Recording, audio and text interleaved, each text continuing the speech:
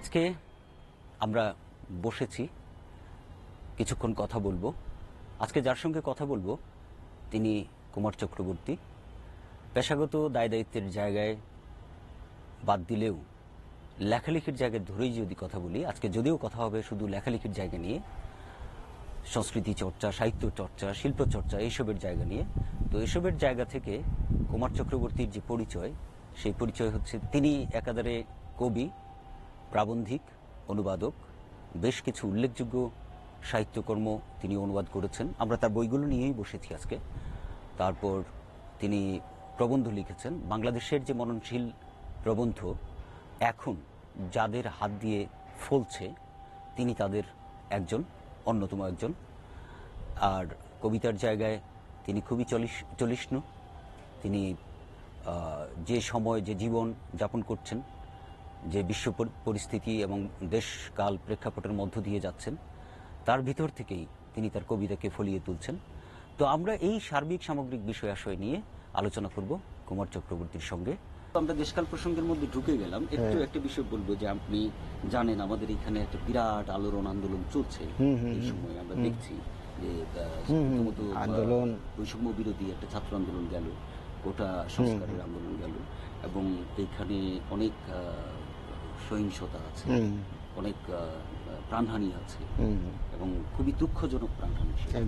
তো সেই জায়গা থেকে আমি বলবো যে এই সময়টাকে, এই রকমের একটি প্রখর সময়কে আমরা যে বিদ্বান যারা আছেন, যারা সমাজ নির্মাণ করে, সমাজ নিয়ে ভাবেন, শিল্পী সাহিত্যিক যারা আছেন, বুদ্ধিজীবী যারা আছেন, তারা এরকমের একটি জনসম্পৃক্ত ইস্যুতে তাদের আসলে কি ধরনের সাড়া থাকা দরকার ছিল, বা তারা যেভাবে সাড়া দিচ্ছেন সেটা কি ঠিক বা ব্যাঠিক, সেই জায়গাগুলো নিয়ে আপনার কাছ থেকে একটু জানতে চাই। আমার মনে হচ্ছে যে এই যে আমি যে সত্যের কথাটা বললাম, সেখানে ধরেন ইংরেজিতে যদি বলি যে ফিজিক্যাল ট্রুথ একটা আছে, আর একটা হলো সাইকিক ট্রুথ। হ্যাঁ, ফিজিক্যাল ট্রুথ যেখানে আপনার অচল হয়ে যায় বা কোনো কিছু কাজে আসে না, তখন সাইকিক ট্রুথ দিয়ে কিন্তু মানে তাকে বোঝার চেষ্টা করা হয়। তা আমাদের যে আপনার বুদ্ধিজীবী সমাজ, তো এটা তো আপনি পূর্বাপর জানেনই যে এটা হলে নানা ধরনের ব্যাখ্যা বিশ্লেষণ দিয়ে নানা ধরনের আপনাকে বিশ্লিষ্ট করার চিন্তা করা হয়। এটা কিন্তু এখনকার যে সময়, আমাদের এখনকার যে বিশ্ব ব্যবস্থায় আমরা যেসব টুলস দেখি, সেটা একটা বড় হচ্ছে। যেমন আমি বলবো যে আমাদের এখানে ফেসবুক বা অন্যান্য সামাজিক যোগাযোগ মাধ্যম বন্ধ ছিল গত কয়েকদিন। সেই বন্ধ থাকার সময়টাতে আমরা একটা দেখলাম যে মানুষের কিন্তু একটা খুব আদি প্রবৃত্তি আছে, সেটা শুধু মানুষেরই বোধ হয়ে আছে, অন্য কোনো প্রাণীর চেয়ে। সেটা হলো যে যখন কোনো একটি সত্যকে তারা খুঁজে পায় না, কোনো একটি সত্যকে তারা জানতে পারে না, তখন নিজে এসে ওই সত্যের অর্থ প্রস্তুত করতে থাকে, তৈরি করতে থাকে। এখন একইভাবে আমরা দেখবো যে যখন সে তথ্য পায় না, সে নিজে তথ্য ক্রিয়েট করতে থাকে, তথ্য তৈরি করতে থাকে, যেটাকে আমরা অনেক সময় গুজব বলি, যেটাকে অনেক সময় বিভ্রান্তি বলি। কিন্তু তার যে অনুসন্ধিৎসা, তার যে কৌতূহল, সেইটা মেটানোর জন্য তখন তার কাছে এই উপায় ছাড়া, এই প্রবৃত্তিগত উপায় ছাড়া তার হয়তো আর কোনো উপায়ও থাকে না। এই উপায়টা অবলম্বন করে। আর যখন তথ্যের অবাধ প্রবাহের জায়গা থাকে, তখনও আমরা দেখব যে যারা আসলে ডমিনেট করে সোসাইটিকে, সে শাসক হোক বা অন্য কোনো যে জায়গায় হোক, বা এখন আমরা যে কি বলবো যে ব্যবস্থা দেখি, পুঁজিবাদী কনজিউমারিজমের ব্যবস্থা, সেখানে একটা বড় কোম্পানিকেও, বড় একটা অর্গানাইজেশনকেও আমরা এইসব করতে দেখি। সেটা কেমন হয়?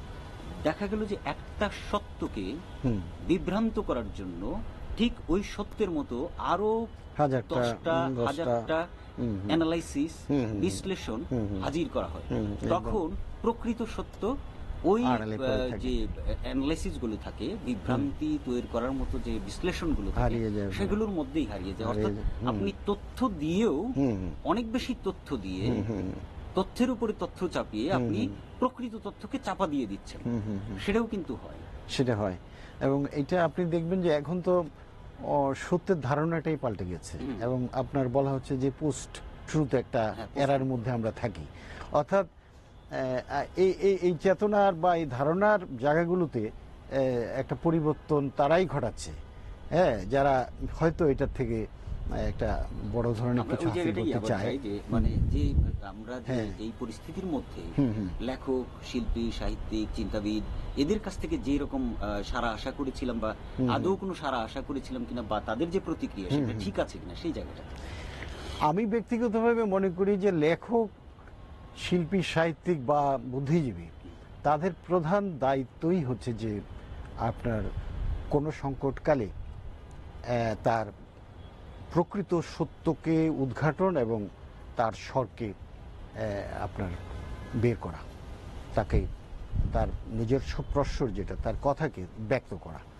তো সেই জায়গাতে তো আপনি এখন সেরকম বাংলাদেশে তো আমি মনে হয় না যে এরকম রেডিক্যাল ইন্টেলেকচুয়াল যাদেরকে বলা হয় সে জাতীয় রেডিক্যাল ইন্টেলেকচুয়ালদের কোনো সেরকম প্রদর্শন বলেন বা দৃশ্যমানতা বলেন সেটা আমি এটা দেখছি যদি না। না থেকে থাকে এটার আসলে প্রভাবটা কি সমাজে? তখন আমরা যে সমাজের প্রভাব সামনের যে হচ্ছে সমাজ দেখবো সেটা হ্যাঁ। আসলে এই যে ঘাটতি এই ঘাটতির প্রভাবটা কিভাবে পড়তে পারে বলে আপনি মনে করেন? সেটা হচ্ছে কোনো সমাজে যখন আপনার সাংস্কৃতিকভাবে তার স্বরগুলো থাকে না বা আপনার বুদ্ধিবৃত্তিক যে চর্চার জায়গাগুলো থাকে, চর্চা বলতে মানে বুদ্ধিজীবী থাকাই কিন্তু বুদ্ধিবৃত্তিক চর্চা নয়। বুদ্ধিবৃত্তিক চর্চা হচ্ছে যেটা দেশকাল সন্ততিকে একটা নতুনতর একটা প্রগতির meaning এর দিকে, মধ্যে মিনিং নিয়ে এর মধ্যে নিয়ে যাবে, একটা ক্যাওটিক সিচুয়েশন থেকে একটা কসমোস সিচুয়েশনের দিকে নিয়ে যাবে। তো সেই জায়গাগুলো যখন না থাকে তখন গণস্বরগুলো আপনার নানাভাবে বিচ্ছুরিত হয় এবং যেহেতু দানা বাঁধতে পারে না ফলে যারা ক্ষমতাসীন এই স্বরগুলো থাকবে একটা অবকাঠামো তৈরি করতে পারে না, ফলে যারা ক্ষমতাসীন থাকে তারা ওই স্বরটা নির্ধারণ করে দেওয়ার চেষ্টা করা হয়। ওই ফলে এই যে মিমিক যেটা বললাম যে অনুকরণের এক জাতীয় প্রশ্রয় হয়। সুতরাং আমরা বুদ্ধিজীবীদেরকে খুব বড় ভাবতে না পারি, কিন্তু তারা যে বিবেক তৈরির ক্ষেত্রে এখনো একনিষ্ঠ হতে পারেন বা প্রধান ভূমিকা রাখতে পারেন সেটার ব্যাপারে আমার ভেতরে দ্বিধা নেই। এবং কবি সাহিত্যিকদের যে আপনার সততার জায়গাটা, সততা শব্দটাও হয়তো আপনার আপেক্ষিক হয়ে যায়, তারপরে আমি বলবো যে মানুষের দিকে থাকা, হ্যাঁ, কল্যাণের দিকে থাকা।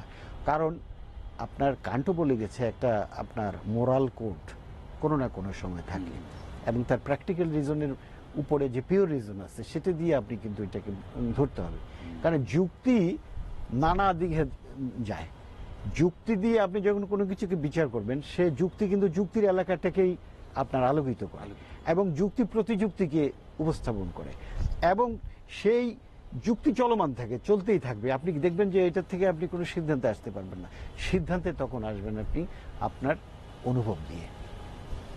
এইখানে যুক্তির উপর অনুভবের রাজত্ব। কিন্তু অনুভব মানে যুক্তিকে পাশ কাটিয়ে যে শুধু অনুভবের জায়গায় যাবেন তা না, যুক্তিকে ব্যবহার করে চর্চা করে আপনি চূড়ান্তভাবে অনুভব করতে হবে। এই যে বাংলাদেশের যে বাস্তবতা এখন আছে সেটা তো সহজভাবে অনুভব করা যায় বলে আমার কাছে মনে হয়।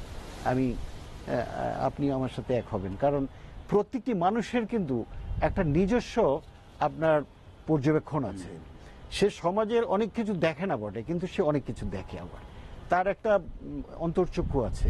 সেই সচেতন মানুষরা অন্তর্চক্ষু দিয়ে কিন্তু বুঝতে পারে অর্থাৎ কি ঘটছে বা কি ঘটবে বা কি হ্যাঁ কি হওয়া উচিত, হ্যাঁ কি হওয়া উচিত।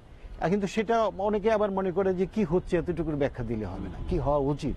যখন কি হওয়া উচিত ছিল সেই চিন্তাটা আপনি আনবেন, তখন কিন্তু সবটা পরিষ্কার হয়ে যাবে আপনার কাছে যে ঘটমানতা যেটা ঘটে গেছে সেগুলো কেন ঘটল। আমরা একটা সময়ে একটা যাপনের মধ্যে এবং এই প্রসঙ্গের সাথে সেটি সম্পৃক্ত আমরা এখন এসে দেখব যে ঠিক আজ থেকে 20 বছর আগে যে লোকগুলো, ধরা যাক যে আপনি বা আমি, আমরা যে জায়গাগুলোতে ছিলাম সেই জায়গাগুলো হচ্ছে যে আমাদের রাজনৈতিক বিশ্বাস বা আমাদের অন্যান্য কোনো বিশ্বাসের সংস্কারের যে জায়গাগুলো ছিল সেই সংস্কারের জায়গাগুলো থেকে যদি আমরা দেখি, সেই সংস্কারের জায়গাগুলোতে দেখব যে একটা রাজনৈতিক বিশ্বাসের একটা হয়তো একটা রেখা, একটা লাইন ছিল, সেই লাইন থেকে কিন্তু আমরা খুব দূর সরে যাইনি। বা আমাদের বন্ধু বান্ধব আশপাশের মানুষ একদম জনসম্পৃক্ত রাজনীতি সম্পৃক্ত মানুষের দিকে যদি আমরা তাকাই, দেখবো যে এই ঘটনা, এই বিদ্যমান পরিস্থিতির মধ্যে তারা যেভাবে প্রতিক্রিয়া দিচ্ছেন, সেই প্রতিক্রিয়াগুলো তাদের রাজনৈতিক চিন্তা ভাবনারই প্রতিফলন। এবং সেই প্রতিফলনটা তিনি 20 বছর আগে যে রাজনৈতিক ধারণার মধ্যে ছিলেন সেইটার সাপেক্ষেই প্রতিক্রিয়াটা দিচ্ছেন তিনি। অর্থাৎ আমরা যদি ধরে নেই যে এই 20 বছরে তার খুব একটা বড় পরিবর্তনের জায়গা তৈরি হয় নাই চিন্তা, এবং এইটা যে শুধুমাত্র সাধারণ মানুষের, একজন সাধারণ রাজনীতিবিদের, একজন সাধারণ রাজনৈতিক সচেতন লোকের সীমাবদ্ধতা, আমার কিন্তু সেটা মনে হচ্ছে না। মনে হচ্ছে যে, যেমন ধরা যাক যে রবীন্দ্রনাথকে আমরা ভাববাদী একজন কবি বা চিন্তক হিসেবে যদি আমরা ধরি, আমরা দেখব যে সারা জীবন তিনি যুক্তিনিষ্ঠতা, যুক্তিবাদ এইসবের জায়গা থেকে অনেক গুরুত্বপূর্ণ কথা বলেছেন। সমাজতন্ত্র নিয়েও তার অনেক কথাবার্তা আছে, কিন্তু তারপরও শেষ পর্যন্ত তার চিন্তার যে রেখাটি, সেটি কিন্তু আমরা দেখব, চিন্তার যে স্তম্ভটি, সেটি আমরা দেখব যে ভাববাদের মধ্যে হয়তো আমরা সেটাকে আছে। তো এইরকম যে আমাদের যে কিছু, আমি এগুলোকে বলতে চাই যে অচল আধুলি, আমরা যে এই যে অচল আধুলিগুলো আঁকড়ে ধরে থাকি, যেমন আপনি একটা ধর্মে জন্মগতভাবে আছি, সেটাই আস্থা অনাস্থার ব্যাপারটা পড়ে, কিন্তু কিছু সংস্কার আপনার মধ্যে এটা পরিচয়ের একটা অংশ হিসেবে আছে, কিছু সংস্কার আমার মধ্যে আছে। আস্থা অনাস্থার চেয়েও বড় জায়গাগুলো হচ্ছে সেই সংস্কারগুলো। আমরা যারা অগ্রসরতার চর্চা করি, জীবনকে এগিয়ে নিয়ে যাওয়া চিন্তার জায়গা থেকে, নিজের পরিবর্তনের জায়গা থেকে, সমাজ পরিবর্তনের জায়গা থেকে যারা চিন্তা করি, তারা আসলে এই জায়গাগুলো কেন ভাঙতে পারি না, বা আমাদের এখনকার লোকই বলি, আগের লোকজনই বলি, আমি রবীন্দ্রনাথের কথা বলছিলাম, তারাই বা কেন ভাঙতে পারলেন না? আপনার কি মনে হয় এটা কেন হলো? এইটা আমি আপনার মতো আমিও একসময় খুব তাড়িত হয়েছিলাম যে এই মানে এইটা কেন হয় না। যে কোনো পরিবর্তন, বস্তুগত পরিবর্তন খুব সহজ, কিন্তু ভাবগত পরিবর্তনটা খুব কঠিন হয়ে যায়। এবং বিশ্বাস, আমরা যদি বিশ্বাসকে চিন্তা করি, সেটা আমাদের ওই যে আপনার নির্গান স্তরে এমনভাবে গেঁথে আছে, সেদিয়ে আছে যে সেটা সময়ে অসময়ে ওই নির্গান স্তর থেকে এটা জেগে ওঠে। তো বিশ্বাসকে যদি আমরা প্রত্যয় বা প্রতীতি দিয়ে পুনঃস্থাপন করতে পারতাম, তাহলে কিন্তু আমাদের এই অবস্থাটা হতো না। এখন আর হচ্ছে যে আমাদের এখানে আপনার বিশ্বাস যে শুধু ব্যক্তিকেন্দ্রিক তা না, পারিবারিক, পরিবার কেন্দ্রিক, ধর্ম কেন্দ্রিক, সামাজিকভাবে রাষ্ট্র কিছু থেকে বেরিয়ে আসে। ফলে এই যে আমাদেরকে খুব আপনার অধিক সময় ধরে বা সারা জীবনেই হয়তো এটার মধ্যে আমাদেরকে ধরে রাখার এক জাতীয় চেষ্টা হয়। এখন এর পরিবর্তন একমাত্র হয়তো আপনার বিবেকের মাধ্যমে সম্ভব কিনা সেটাও আমার কিন্তু সন্দেহান আছে। এবং এইখানে আমি বলবো যে আমার জন্য একটা অ্যাফোরিয়া যদি বলি, অ্যাপোরিয়া বা অন্ধ বিন্দুর মতো অন্ধ জায়গা কাজ করে, যে এখানে এসে মনে হয় যেন আমিও আসলে ওই যুক্তিটা খুঁজে পাই না যে কেন মানুষ এই তার জন্মগত, অনেক সময় জন্মগত বিশ্বাসের মধ্যে সে আটকে থাকে। ধর্মের ক্ষেত্রে হতে পারে, রাজনৈতিক বিশ্বাসের ক্ষেত্রে আপনি দেখবেন অধিকাংশই আমরা পারিবারিক যে বিশ্বাস অর্জিত, যেটাকে আমরা বলতে পারি যে সংস্কার। যেমন ধরা যাক যে একজন যে অল্প বয়সে, আপনি আপনার সমসাময়িকদের দেখবেন বা তার চেয়ে একটু বয়সী যারা, তাদের দেখবেন যখন সোভিয়েত ইউনিয়নে বিপ্লব হয়ে গেল বা সেই বিপ্লবের তাড়নায় সারা বিশ্বে যেভাবে কমিউনিজম ছড়িয়ে পড়লো, অনেকে কমিউনিজমে বিশ্বাসী হয়ে গেলেন, কিন্তু এই বিশ্বাসকে কিন্তু শেষ জীবনে এসেও তারা অতিক্রম করতে পারেনি।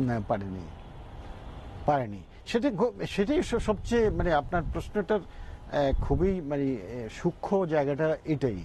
এবং এটা যদি এই ক্ষেত্রে প্রযোজ্য তা না, আপনি সাহিত্যের ক্ষেত্রেও দেখতে পাবেন। আপনি জানেন যে মার্কিদা সাদের যে অবস্থাটা, ওই সময়ে 150 বছর ধরে বা তারও বেশি সময় ধরে তাকে নিষিদ্ধ ঘোষিত সাহিত্য, কিন্তু পৃথিবীর শ্রেষ্ঠ প্রতিভাবান যারা ছিলেন, তারা তার বইগুলোকে, টেক্সটগুলোকে চুরি করে বা ফটোকপি করে বা জেরক্স করে বা তারা নিয়ে গোপনে সেটা পড়তো। এবং এখন দেখা যাচ্ছে যে সেগুলোর থেকে নানা ধরনের আন্তঃসাংস্কৃতিক বয়ান যেগুলোকে বলা হচ্ছে, এগুলো তাকে আদি উদ্গাতা হিসেবে তাকে চিহ্নিত করার এক যত প্রয়াস হয়েছে, কিন্তু ওইটাও বা আমরা কতটুকু নিতে পারি? আমাদের দেশে কি আপনার শয়নঘরের দর্শনের মতো বইটা যদি আপনি বা আমি অনুবাদ করি, সেটা কি নিতে পারবে মানুষ? মানুষ কি নিতে পারবে? কেন নিতে পারে না? কিন্তু সেই অন্ধকার তো তার ভেতরে আছে, তাহলে অন্ধকারের কথাটা কেন বলা যাবে না? সুতরাং এই বিশ্বাসের যে ব্যাপারটা বললেন, সেটা আমি বলবো যে আমাদের এশিয়াটিক সোসাইটিতে বা অন্তত পাক ভারত উপমহাদেশে এটা খুব ভালোভাবে প্রভাব বিস্তার করে আছে। পাশ্চাত্যে কিন্তু এটা খুব একটা প্রভাব বিস্তার করে নাই। তারা কিন্তু তাদের যে রাজনৈতিক, তাদের যে রাজনৈতিক নির্বাচনগুলো বা সেগুলোতে দেখবেন যে তারা রাজনৈতিক দলের যে আপনার ইশতেহার, তার যে কমিটমেন্ট, যে প্রতিশ্রুতিগুলো দেয়, সেগুলোর মধ্যে তার পছন্দের জায়গা আছে কিনা সেই অনুযায়ী কিন্তু তার ভোটাভুটি বলেন বা তার নির্বাচনগুলোকে কাজে লাগানোর চেষ্টা করে ব্যক্তি। অর্থাৎ ওখানে মানুষের ব্যক্তি হয়ে ওঠাটা অনেক সহজ হয়ে গেছে এবং হয়ে গেছে। আমাদের এখানে কিন্তু আমরা ব্যক্তি হয়ে উঠতে পারিনি।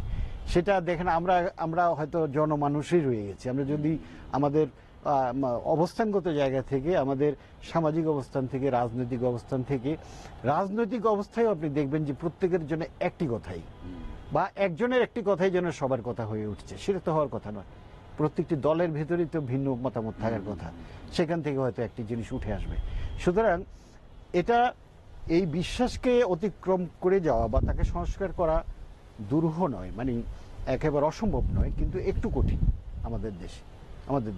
এবং সেটা আমি বলবো যে বিজ্ঞান মনস্কতা এবং সংস্কৃতি চর্চা এবং আপনার এক জাতীয় আপনার মানে পরিবর্তন, সদর্থক পরিবর্তনের দিকে আমাদের মনোনিবেশ। এই প্রসঙ্গে আরেকটা জিনিস আমার মনে পড়ছে, সেটা হচ্ছে যে বিজ্ঞান মনস্কতার কথা বললেন। বিজ্ঞান মনস্কতার মধ্যেও আমরা একটা বিষয় দেখব যে বিজ্ঞান মনস্কতাও কখনো কখনো কিছু সংস্কার তৈরি করে মানুষের মনে। যেমন বিজ্ঞান কখনো কখনো অপবিজ্ঞানেরও জন্ম দেয়। সেটা কিভাবে? যে আমরা যখন জানলাম যে এই পৃথিবীর বাইরে, এই গ্রহের বাইরে অন্য কোনো গ্রহে প্রাণী থাকতে পারে, এইটুকু বিজ্ঞানের একটা সম্ভাবনা জানান দেওয়া এবং অন্যান্য গ্রহের পরিস্থিতি বিচার করে বৈজ্ঞানিক বিশ্লেষণ করে সেটাকে জানান দেওয়া। এরপরই আমরা দেখলাম যে তখন গল্প এবং সংস্কার প্রচলিত হওয়া শুরু হলো যে এলিয়েন নামে একটা কিছু আছে, অন্য কোনো গ্রহে প্রাণী আছে এবং সেই প্রাণী পৃথিবীতে এসেছে। এবং আমরা এখন এমন গল্পও পাই যে আমাদের যে অনেক প্রেসিডেন্ট বা যারা আছেন তাদেরকে বিশ্লেষণ করে অনেকে অনেক গভীর পর্যবেক্ষণ বিশ্লেষণ নিয়ে বসে গেছেন। সেইটা আবার এক ধরনের সিউডো সায়েন্স দিয়ে বিশ্লেষণ করা যে ইনি আসলে ইউএফও বা হলো যে অন্য গ্রহ থেকে আসা কোন প্রাণী। তো আসলে মানে বিজ্ঞানী বা কতটুকু সহযোগিতা করতে পারছে, আর যে সহযোগিতাটা বিজ্ঞান করতে পারছে না সেইটার জায়গায় মূল আদি বেধিটা কোন জায়গাটা আসলে? সেটা কি মানুষের মানে অনগ্রসরতার যে জায়গাটা, এটার অন্ধকার বা এটার যে গভীর খাদ, এটা এত গভীর যে কোনোভাবে যে আলোটা পড়ে সেটাকেও কখনো শোষণ করে নিয়ে সে আবার আরো একটা তীব্র অন্ধকার জন্ম দিয়ে, এরকম হয় কি? সেটা হয়। আমি বলছি যে বিজ্ঞান যখন আপনার বিজ্ঞান আর প্রযুক্তিকে কিন্তু আমরা যদি মিলিয়ে ফেলি তাহলে ঠিক হবে না। মানে বিজ্ঞান এক জিনিস আর প্রযুক্তি হচ্ছে বিজ্ঞানকে তার নিজের মতো করে ব্যবহার করে। হ্যাঁ, যেমন আপনার পারমাণবিক বোমা যদি ধরি, তো সেটা তো মানে আইনস্টাইন যে তত্ত্বটা মাস থেকে এনার্জি করার যে তত্ত্বটা, এটার মধ্যে আবিষ্কার, নতুন কিছু আবিষ্কারের ব্যাপার, কিন্তু সেটা খারাপ লোকের পাল্লায় পড়ে সেটা নষ্ট হয়ে গেছে। আর অপবিজ্ঞান যে ছদ্মবিজ্ঞান, সেটা হচ্ছে বিজ্ঞানকে তাদের নিজের মতো করে ব্যবহার করা। আমি বিজ্ঞানের আদর্শটাকে চিন্তা করি আর কি, যে আপনার একটা ন্যায় ন্যায্যতা বা গ্রহণ এবং খণ্ডনের মাধ্যমে একটা আপাত সত্যে উপনীত হওয়া। এইটা এই বিজ্ঞান মনস্কতাটা এটাই, যে আমরা কোনো দলকে চিরস্থায়িত্বের দিকে আমরা মানে নেব না। আমরা ভাববো না যে একমাত্র এই দলটি আমাদের জন্য কল্যাণকর, অর্থাৎ পরিবর্তনের সত্য। হ্যাঁ, আপাত সত্যের পরিবর্তনকে মানতে হবে। এবং যেই দলটি আমার অভিজ্ঞতায় খারাপ হিসেবে বিবেচিত, সে যে আমার জন্য ভালো করবে না তা তো নয়, কারণ তার ভিতরে তার চিন্তার রূপান্তর আছে, তার আপনার রাজনৈতিক যে তার আদর্শ সেটাতে রূপান্তর হতে পারে। আবার যিনি ভালো ছিলেন তিনি খারাপ হয়ে যেতে পারেন, তাকে তার ক্ষমতা, তার অবস্থান আপনি জানেন যে এগুলো খারাপ করে ফেলতে পারে। তাহলে আমাদের দেশে অধিকাংশ ক্ষেত্রে রাজনৈতিক বিশ্বাসগুলোতে একটা স্থায়ী একটা চিন্তা কাজ করে যে এইটাই বোধহয় আমার জন্য, এই দলটি বা এই ব্যক্তিটাই বোধহয় আমার জন্য সবচেয়ে বেশি কল্যাণকর। কিন্তু এটা একটা ভ্রান্তি, কারণ এটা ইতিহাসবোধ থেকে আপনি এটা বুঝতে পারবেন যে পৃথিবীতে একক কল্যাণকর কোনো প্রতিষ্ঠান হতে পারে না, দল হতে পারে না, ব্যক্তি হতে পারে না। হ্যাঁ, কারণ তাকে মুখোমুখি করে দিতে হবে যে আপনি কতটুকু কল্যাণকর বা অকল্যাণকর। সেই জায়গা থেকে বিজ্ঞান মনস্কতাটা, আমি এই জন্য বলছি বিজ্ঞান যেমন চিরস্থায়িত্বে বিশ্বাসী না, কোনো কিছুকে চির ধ্রুব বা ধ্রুব হিসাবে নেওয়ার বিশ্বাসী না, সেরকম একটা বিশ্বাস বা সেরকম বিশ্বাসও বলবো না, চিন্তাকে চোখ বহমান রাখা একটা মানুষেরও একটা দায়িত্ব। সেই জায়গা থেকে আমি বললাম যে বিজ্ঞান মনস্কতাটা আপনার চিন্তার ক্ষেত্রে, চেতনার ক্ষেত্রে এই ক্ষেত্রে সদর্থক হতে পারে। আর বিজ্ঞানের ভুল ব্যবহারের কারণে তো নানা কিছুই ঘটে যাচ্ছে। এলিয়েন যেটা বললেন সেটা বিজ্ঞানকে ক্যাশ করে, পুঁজি করে এটা গল্প সৃষ্টি করা বা এটার পেছনেও পুঁজি, আপনি জানেন যে পুঁজি আহরণই একমাত্র উদ্দেশ্য মানুষকে, কারণ এইগুলোর প্রতি মানুষের ভেতরগত একটা দুর্বলতা থাকে।